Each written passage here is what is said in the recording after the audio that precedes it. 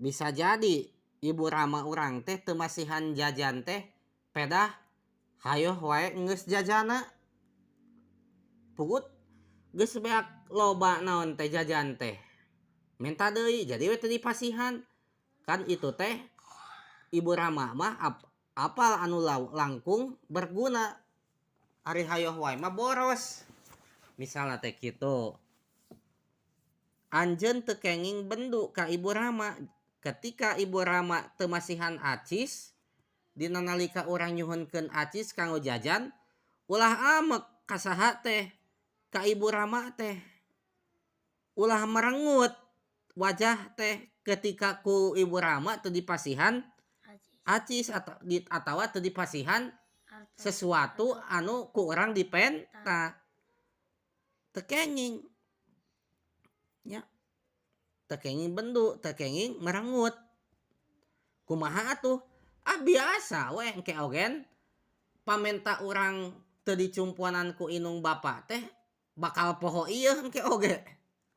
Misalkeun, eukeun acis, lah hayo we atuh jajan, teu dipasihan we. Lupakan we enggeus. Teu kudu hayo we kudu kacumpuanan, teu kudu kitu. Pirage atuh jajan misalna teh. Lupakan naon ngapalkeun, poho we kana hayang naon teh. Jajan teh. Da ibu rama ogen apa lamun can dibere jajan mah bakal masihan masing teu dinaon ogen. Masing teu diukeun oge. Tuluy teu kenging mapah bari ibu rama aya dipengkereun. Tah ketika mapah teh ibu rama urang kudu dipayun. Ulah urang tinaon? Dipayun. Ibu rama urang dipengker kecuali cek ibu rama urang teh nam tipayun palalaur da urangna leutik keneh pisan misalna teh eta mah teu naon ai kitu mah da leutik keneh urangna tah ieu mah lamun urangna geus rada gede teu kenging nyarekan ka ibu rama batur.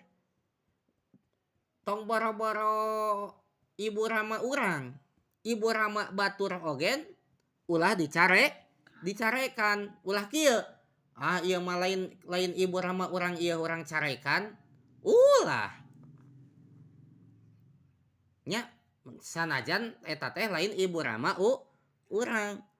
Margi eta teh sami jeung nyarekan ibu rama nyalira.